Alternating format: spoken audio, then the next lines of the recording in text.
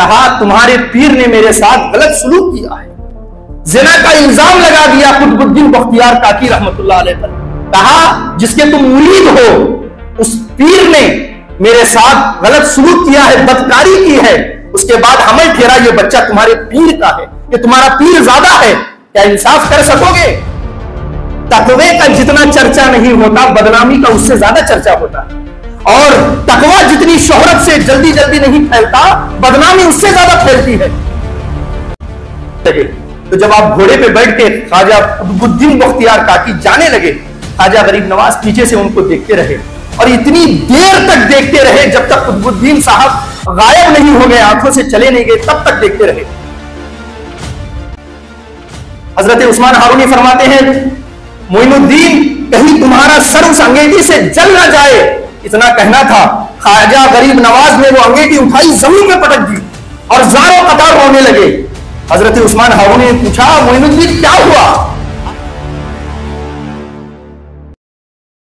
अल्हम्दुलिल्लाह अल्हम्दुलिल्लाहिल्लज़ी ज़य्यना नबिय्यिन बिनबिय्यिहिल मुस्तफ़ा व मन्ना अलल मुअमिनीन बिहबीबिहिल मुज्तबा वस्सलातु वस्सलामु अला सय्यिदिना व मौलाना मुहम्मदिन खैरिल वरा व अला आलिहि व अस्हाबिहि मुतअद्दिबीन बित्तक़वा अम्मा बाद फ़अऊज़ु बिल्लाहिस समीइल अलीम मिनश शैतानिर लईनिर रजीम बिस्मिल्लाहिर रहमानिर रहीम कुल्लन नक़ुस्सु अलैका मिन अंबाइर रुसुलि मा नुसब्बितु बिहिल फ़ुआदक सदक़ल्लाहु मौलाना अज़ीम व बल्लगना रसूलुहुन नबियुल अमीनुल मतीनुल करीम व नहनु अला मा क़ाल रब्बुना व बल्लग रसूलु रब्बिना लमिनश शाहिदीन वश्शाकिरीन वल्हम्दुलिल्लाहि रब्बिल आलमीन।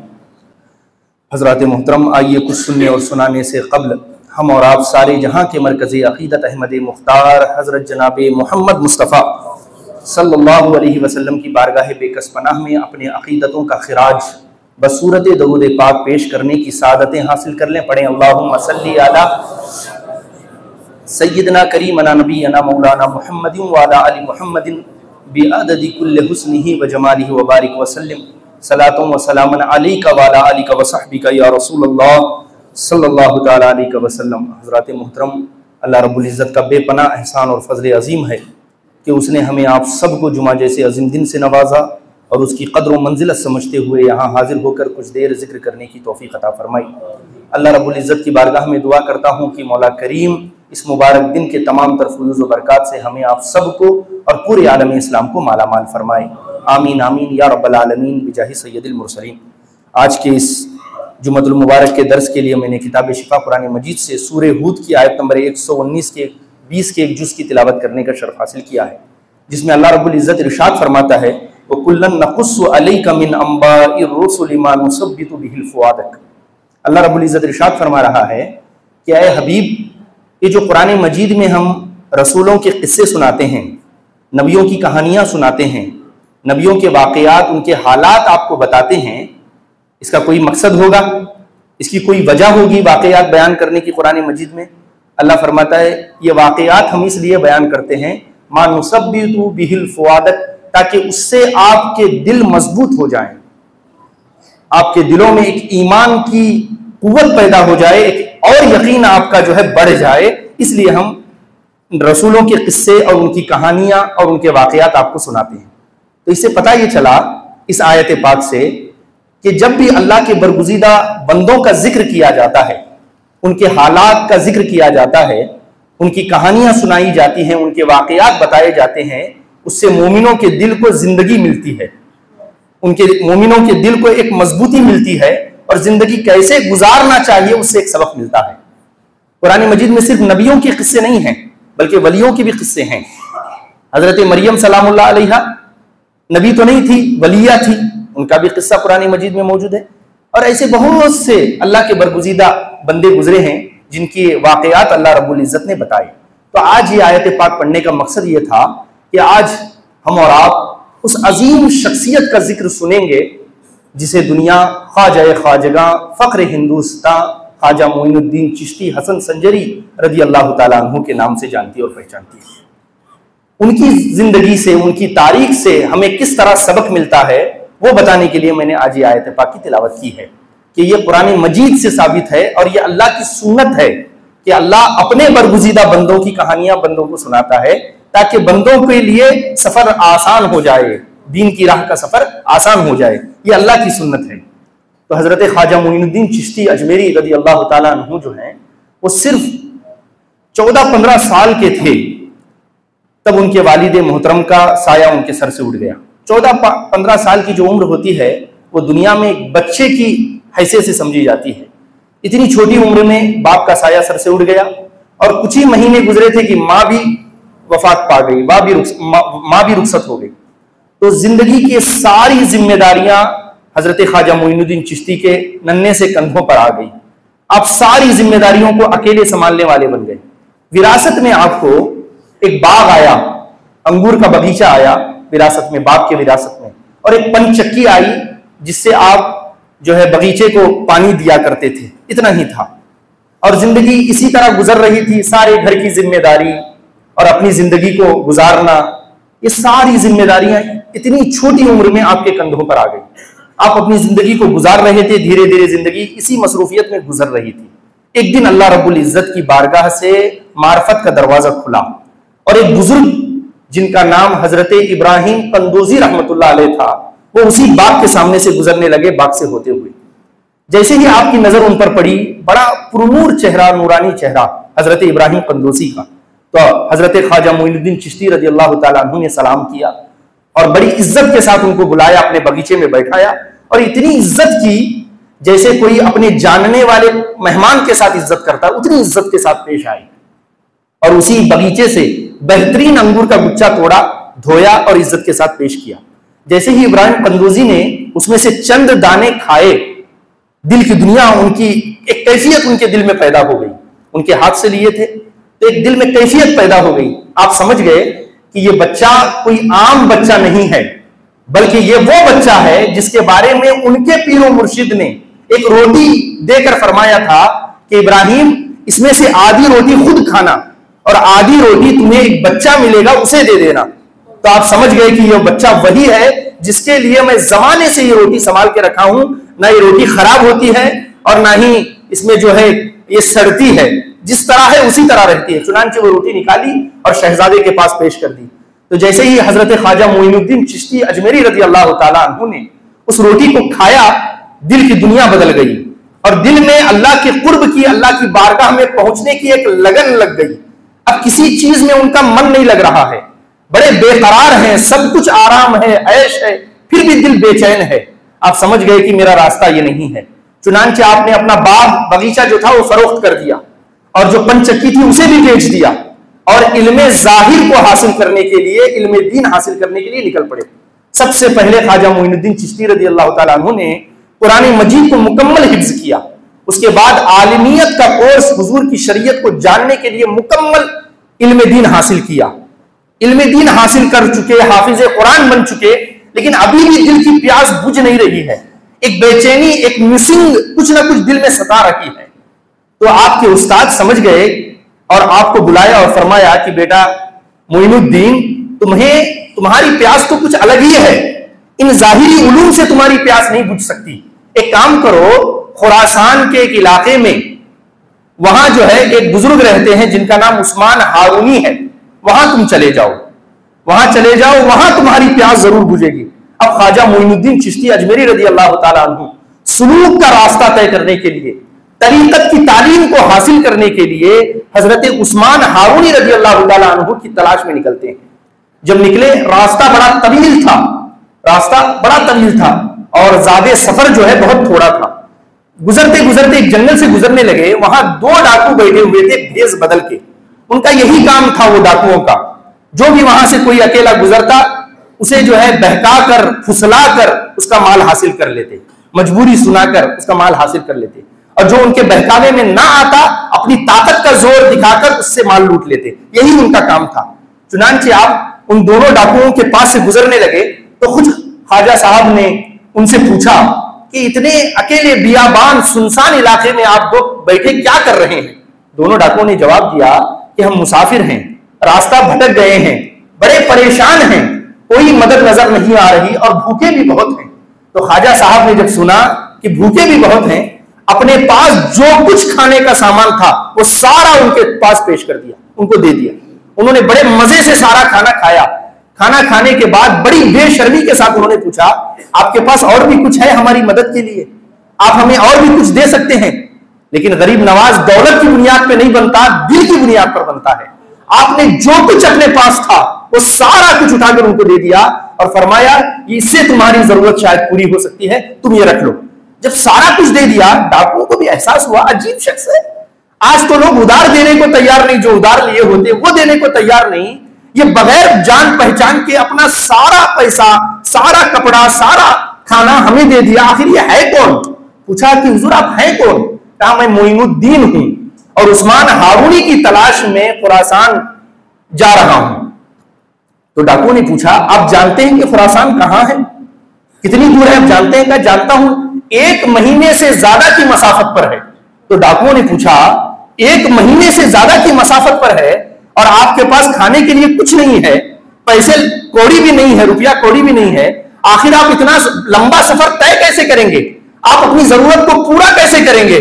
अब जरा ख्वाजा गरीब नवाज का ईमान अफरोज जवाब सुनिए और अल्लाह की जात पर यकीन वाला जवाब सुनिए।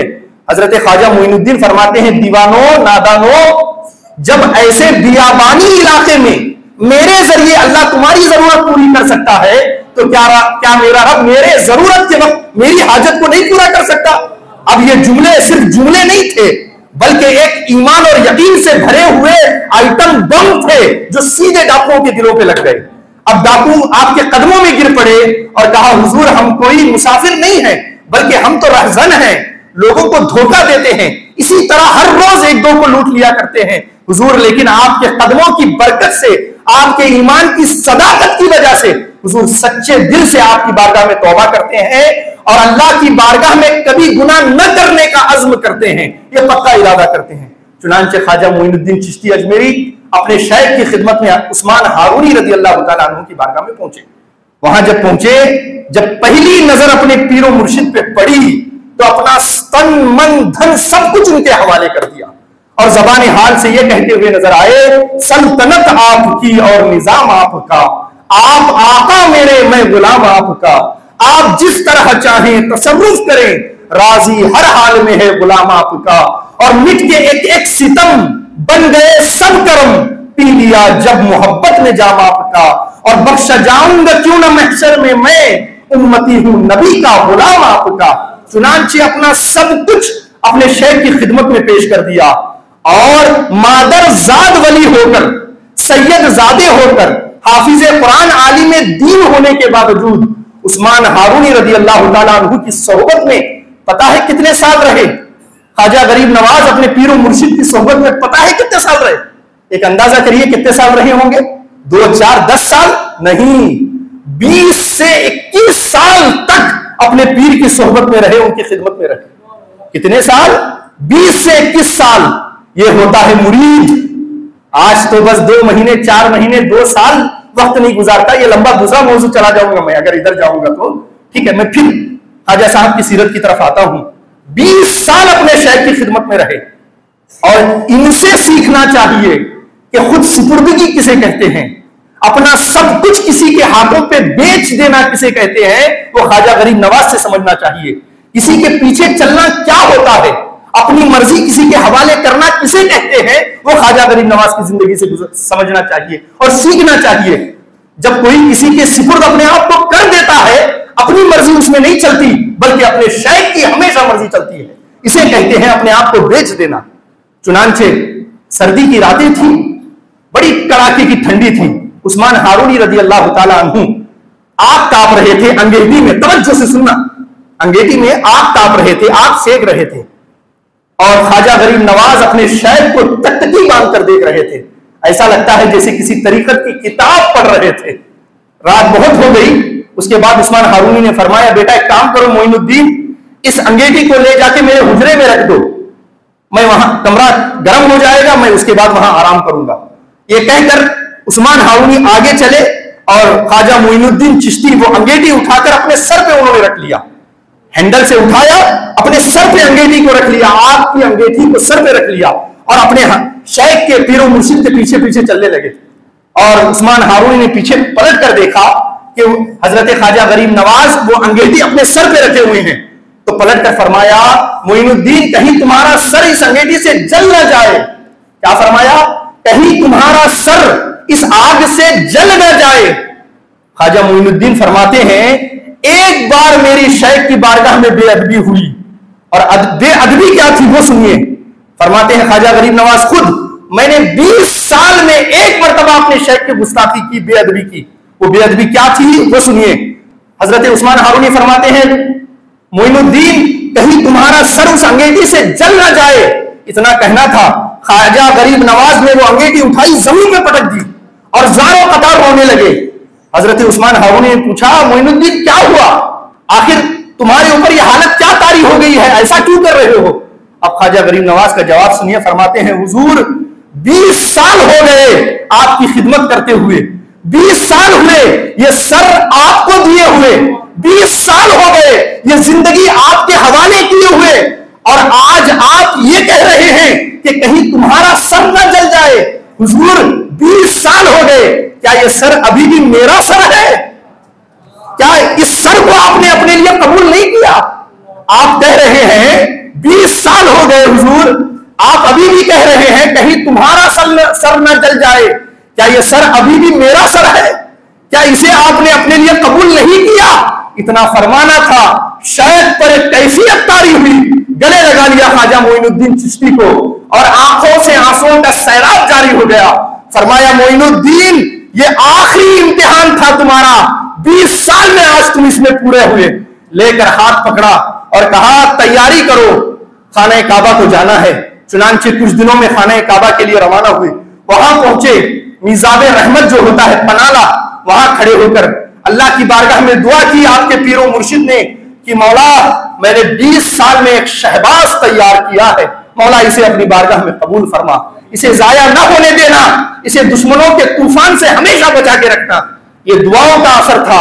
ख्वाजा गरीब नवाज बगैर किसी की मदद के हिंदुस्तान अकेले तने तनहा आए कुछ साथियों के साथ। उसके बाद हुजूर की खिदमत में हाजिर हुए और फरमाया, हुजूर ये गुलाम आपके हवाले है। फिर हुजूर सल्लल्लाहु अलैहि वसल्लम ने बशारत दी हिंदुस्तान आने की, इसीलिए ख्वाजा मोइनुद्दीन चिश्ती को अताए रसूल हिंदल गरीबी कहते हैं। चुनांचे आप आए और आकर हम और आप कहीं जाते हैं तो फूल माला का इंतजार करते हैं, प्रोटोकॉल का इंतजार करते हैं, नारे तकबीर और जिंदाबाद जिंदाबाद के नारों का इंतजार करते हैं, लेकिन अताए हिंद ख्वाजा गरीब नवाज हिंदुस्तान में आ रहे हैं तो किसी बड़े प्रोटोकॉल के साथ नहीं आ रहे हैं, इश्तिहार में बैनर में अपना नाम छपवा के नहीं आ रहे हैं, बल्कि सिर्फ और सिर्फ हुजूर की दीन की खिदमत के लिए हिंदुस्तान आ रहे हैं।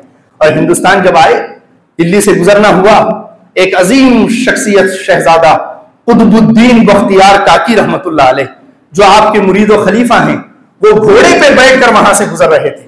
घोड़े पे बैठकर जैसे ही ख्वाजा गरीब नवाज की आंखों से आंखें मिली, नजर मिली, समझ गए कोई बहुत बड़े अल्लाह के वली हैं। फौरन घोड़े से उतरे, आपके सिपाही भी आपके साथ में थे, दस्तबोसी की और कुछ नजराना आपको पेश किया, सलाम दुआ की, वापिस जाने लगे। तो जब आप घोड़े पे बैठ के ख्वाजा कुतुबुद्दीन बख्तियार काकी जाने लगे, ख्वाजा गरीब नवाज पीछे से उनको देखते रहे और इतनी देर तक देखते रहे जब तक कुतुबुद्दीन साहब गायब नहीं हो गए, आंखों से चले नहीं गए, तब तक देखते रहे। मुरीदों ने पूछा, हुजूर आखिर इतना क्यों देख रहे हैं इस नौजवान को? कहा, इस नौजवान में बड़ा अदब है, इसके अदब का सिला इसे देना पड़ेगा। तो ऐसा सिला दिया कि पूरे हिंदुस्तान का कुतुब बना करके रख दिया कुतुबुद्दीन बख्तियार काकी रहमतुल्लाह अलैह को। शहजादे थे, सारा कुछ तर्क कर दिया। हजरत ख्वाजा गरीब नवाज की मोहब्बत में आपके मुरीदो खलीफा बने, आपने दिल्ली पर उनको कायम किया, तवज्जो से सुनना, खलीफा बनाकर वहां कायम किया।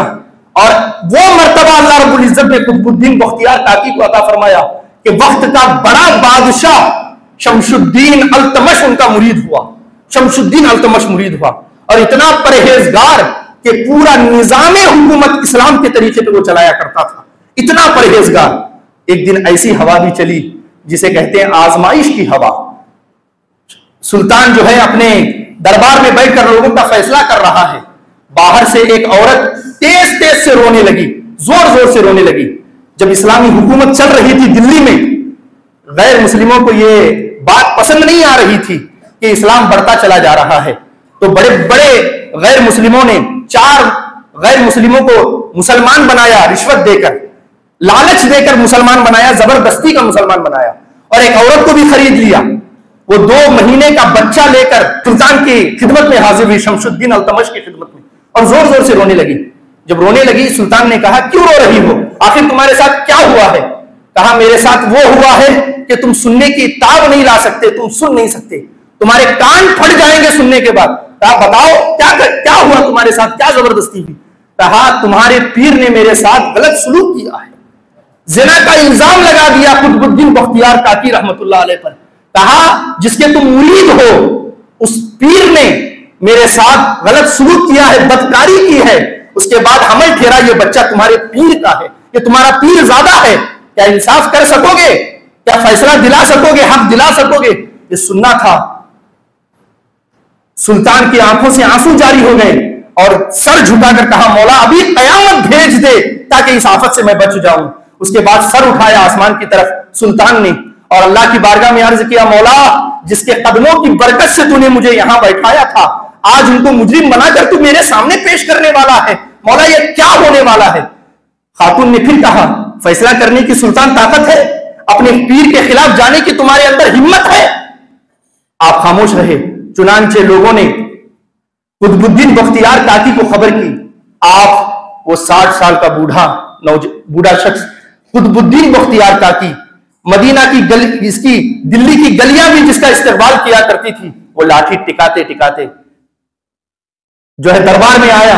अब प्रोटोकॉल करने के लिए लोग उठने लगे। कहा, लोग बैठ जाओ, मुजरिम का जो है इज्जत नहीं होती, मुजरिम का प्रोटोकॉल नहीं होता, आज मैं जिस तरह आया हूं मुझे आने दिया जाए। चुनांचे बादशाह के सामने पहुंचे कुतुबुद्दीन बख्तियार काकी रहमतुल्लाह अलैह। फरमाया, क्या हुआ? कहा, हुजूर ये औरत आप पे इल्जाम लगाती है, ये औरत आप पे इल्जाम लगाती है। सारे लोग जमा हो गए और बाहर जो है चर्चा हो गया। तकवे का जितना चर्चा नहीं होता, बदनामी का उससे ज्यादा चर्चा होता है, और तकवा जितनी शोहरत से जल्दी जल्दी नहीं फैलता, बदनामी उससे ज्यादा फैलती है। सारी दिल्ली वाले महल के करीब आकर जमा हो गए। आपने फरमाया, सुल्तान क्या एक रात का वक्त मुझे दोगे? उसके बाद तुम कल अपना जो फैसला है वो कर देना। चुनांचे कुतुबुद्दीन बख्तियार काकी रहमतुल्लाह अलैह जो है महल से बाहर निकले, घोड़ा गाड़ी आ गई, हुजूर इसमें बैठिए, आपको घर पहुंचा दिया जाएगा। आपने फरमाया, नहीं, मुजरिमों का कोई प्रोटोकॉल नहीं होता। जो गलियां मुझे सलामी देती थी, आज उन गलियों से मैं नजर झुकाकर जाना चाहता हूं, देखना चाहता हूं कि दिल्ली वाले मेरी इज्जत का तमाशा कैसे देखते हैं, मैं देखना चाहता हूं।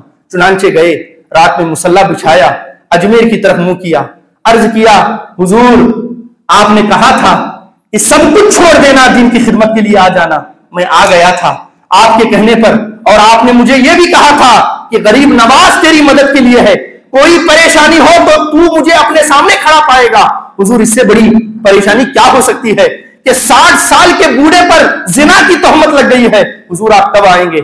ये कह रहे थे अपने पीर की बारगाह में, वही नींद आ गई, मुसल्ले ही पे सो गए। जैसे ही सोए, ख्वाजा गरीब नवाज कुतुबुद्दीन बख्तियार काकी के ख्वाब में आए और कहा कि कुतुबुद्दीन घबराने की जरूरत नहीं, मैं 3 दिन में तेरे पास पहुंचूंगा, मैं तेरे पास आऊंगा। सुबह हुई, आप दरबार में पहुंचे और कहा कि 3 दिन मुझे वक्त दे दो, मेरे पीरो मुर्शिद अजमेर से आने वाले हैं। लोग हंसने लगे ठटका मार के कि खबर देने के लिए अजमेर कौन दिल्ली से गया, इतनी जल्दी खबर कैसे आई? लेकिन बादशाह ने जलाल से कहा कि जब शेख ने फरमाया है 3 दिन की मोहलत चाहिए तो 3 दिन की मोहलत मिलेगी, अब कोई आवाज करने की जरूरत नहीं। 3 दिन के बाद बड़े मैदान में इनके केस की समाअत होगी, केस को सुना जाएगा। चुनांचे 2 दिन गुजरे, 3 दिन गुजरा, मगरिब का वक्त होने को है, सारे काफिले आ रहे हैं, ख्वाजा गरीब नवाज नजर नहीं आए। लोग एक दूसरे को ठटकियां मार रहे हैं कि आज मजा आएगा, देखते हैं बादशाह अपने पीर के खिलाफ फैसला कैसे सुनाता है, आज बड़ी आजमाइश है। ये सारे लोग देखने के लिए खड़े हो गए, मगरिब की जमात खड़ी हो गई, लोग सफों में खड़े हो गए और कुतुबुद्दीन बख्तियार काकी भी पहली सफ में खड़े हो गए।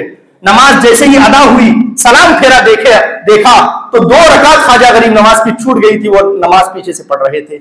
आप दौड़ के नमाज खत्म होने के बाद अपने पीर के गले लगे, जोर जोर से रोने लगे। कहा, सरकार आपने कहा था कि सूखी रोटी खाना, मैंने सूखी रोटी खाया है। आपने कहा था दुनिया के पीछे कभी नहीं पड़ना, मैंने अपने बाप की सारी दौलत ठोकर मार दी है। आपने कहा था कि किसी से दुनिया की लज्जत के लिए मोहब्बत ना करना। हुजूर, मेरे दिल में अल्लाह और उसके रसूल के अलावा किसी की मोहब्बत नहीं है। लेकिन आपने ये नहीं फरमाया था कि 60 साल की उम्र में तुमसे इस तरह का इम्तिहान भी होगा। हुजूर, आपने ये नहीं फरमाया था। इतना कहना था। ख्वाजा गरीब नवाज ने सीने पे हाथ मारा, कहा खामोश हो, तू पाक है या अल्लाह का नबी यूसुफ पाक था? तू पाक है या हुजूर की बीवी आयशा पाक थी? जब उनके लिए तहमत लग सकती है तो तेरे लिए क्यों नहीं लग सकती? पीछे हट जा। पीछे हटाया। उसके बाद सुल्तान के पास आए, उस औरत के करीब गए, कहा बीबी अल्लाह से डर, वरना तेरी मौत यही आ जाएगी, सच बोल, तेरे साथ क्या हुआ है? उसने कहा नहीं, तहज्जुद के बहाने ये तुम्हारे मुरीद मुझे बुलाया करते थे, मेरे साथ बदसलूकी किया करते थे, ये बच्चा भी उन्हीं का है। कहा गवाह कौन है? 4 गवाह खड़े हो गए। आपने आंखों में आंखें डाला, कहा सच बोलो, वरना यही जबान कट के तुम्हारी गिर जाएगी। उनकी नजरें झुक गई, बदन पे कपकपी गवाहों की तारी हो गई।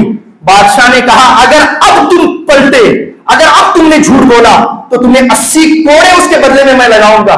इतना सुनना तक घबरा के कहा हाँ हुजूर, हमने आंखों से देखा है। कुतुबुद्दीन बख्तियार काकी इस औरत को बुलाकर इसके साथ बदसलूकी करते थे, हमने आंखों से देखा है। जब सारे गवाह साबित हो गए, हजरत ख्वाजा मुइनुद्दीन चिश्ती ने मुसल्ला बिछाया, सजदे में सर रख दिया, अर्ज किया मौला तेरे हबीब का फरमान है, उम्मती का अंबियाई बनी इसराइल, मेरी उम्मत के औलिया बनी इसराइल के अंबिया की तरह होंगे। जब यूसुफ अलैहिस्सलाम के लिए बच्चा गवाही दे सकता है तो मेरे कुतुबुद्दीन के लिए भी बच्चा गवाही देना चाहिए। इतना मुंह से निकला। उसके करीब गए, अब वो 2 महीने का बच्चा है। उसके चेहरे से चादर हटाई, उस बच्चे ने कहा अस्सलामु अलैका या वली अल्लाह, ऐ अल्लाह के वली आप पर सलामती हो। कुतुबुद्दीन बख्तियार काकी मेरे वालिद नहीं है, मेरे बाप तो वो बड़ा शख्स है जो सौकार है, वो मेरा बाप है। इतना सुनना था, एक हंगामा बर्पा हो गया। उसके बाद ख्वाजा मुइनुद्दीन चिश्ती ने अपने मुरीद का हाथ पकड़ा और लेकर जाने लगे। सारी दिल्ली कदमों में लेट गई, कहा हुजूर माफ कर दीजिए, इनको अपने साथ मत ले जाइए। आपने फरमाया इसी दिन के लिए मैंने छोड़ा था अपने कुतुब को यहाँ दिल्ली में, यही रास्ता देखने के लिए मैंने छोड़ा था, हरगिज़ नहीं, मैं इसे अपने साथ अजमेर ले जाऊंगा, ये वही जिएगा वही मरेगा, अब तुम्हारे हवाले मैं इसे नहीं कर सकता। लेकिन बादशाह भी कदमों में आके बैठ गया, हुजूर दोबारा ये गलती नहीं होगी, अगर ये चले जाएंगे तो दिल्ली से सारी बरकत चली जाएगी, हुजूर अल्लाह के हबीब के सदक़े इनको यहाँ छोड़ दीजिए। तब आपने ख्वाजा मुइनुद्दीन चिश्ती ने उनको छोड़ा, छोड़कर कहा कि कुतुबुद्दीन आज के बाद कोई तेरी इस्मत पर हाथ नहीं डाल सकेगा, तेरी बात कोई नहीं कर सकेगा, सिर्फ अल्लाह इज्जतें देगा, जिल्लतों से तेरा सामना नहीं होगा। ये है ख्वाजा मुइनुद्दीन चिश्ती अजमेरी रज़ी अल्लाह तआला अन्हु, कि जिनकी सीरत सिर्फ अल्लाह और उसके रसूल के लिए थी, जिनका जीना मरना सब कुछ अल्लाह और उसके रसूल के लिए था। इतने बड़े होने के बावजूद 20 साल उन्होंने अपने पीरो मुर्शिद की खिदमत की, उसके बदले में अल्लाह रब्बुल इज्जत ने उन्हें ऐसे मुरीदीन अता फरमाए। अल्लाह रब्बुल इज्जत की बारगाह में दुआ करता हूं कि मौला करीम कहने सुनने से ज्यादा हमें हमारे बड़ों की सीरत पर अमल करने की तौफीक अता फरमाए, उनके नक्शे कदम पर चलने की तौफीक अता फरमाए। आमीन आमीन या रब्बल आलमीन बिजाहि सय्यिदिल मुरसलीन। अस्तगफिरुल्लाह रब्बी मिन कुल्लि ज़ंबिन व खतीअतिन व अतूबु इलैहि व मा अलैना इल्ला अल बलाग। अस्सलामु अलैकुम। एक जरूरी ऐलान समाअत कर लें, इंशाअल्लाह अगला जुमा जो आएगा उसी जुमा को हमारे मरकज का जो है दस्तारबंदी का जलसा है, और उसी दिन शाम में बाद नमाज मगरिब ख्वाजा गरीब नवाज रज़ी अल्लाह तआला अन्हु की बारगाह में खिराज अकीदत पेश किया जाएगा। लंगर का भी एहतमाम किया गया है। आप तमाम हजरात से पुरखुलूस गुजारिश है, आप खुद और आप अपने दोस्तों अहबाब के साथ 10-15 दोस्तों अहबाब के साथ उस जलसे में शिरकत फरमाने की कोशिश करें। आपके बच्चों ने किस तरह तालीम हासिल की है उसे भी देखें, और उनकी जो भी तालीमी परफॉर्मेंस है उसे जानने की कोशिश करें, और इस जलसे को बड़ा कामयाब बनाने की आप हजरात कोशिश करें। अल्लाह रब्बुल इज्जत हमारी इस काविश को अपनी बारगाह में कबूल फरमाए। अस्सलामु अलैकुम रहमतुल्लाहि व बरकातुहू।